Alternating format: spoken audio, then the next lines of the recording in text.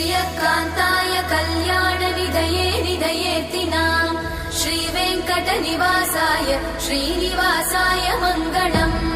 लक्ष्मी सविभ्रमालोकसुभ्रूविभ्रमचक्षुषे चक्षुषे सर्वलोकानां वेङ्कटेशाय मङ्गलम्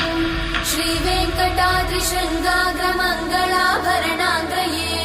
मङ्गलानां निवासाय श्रीनिवासाय मङ्गलम्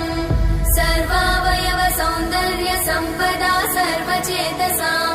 सदा सम्मोहनायास्तु वेङ्कटेशाय मङ्गलम् नित्याय निरवध्याय सत्यानन्दचिदात्मने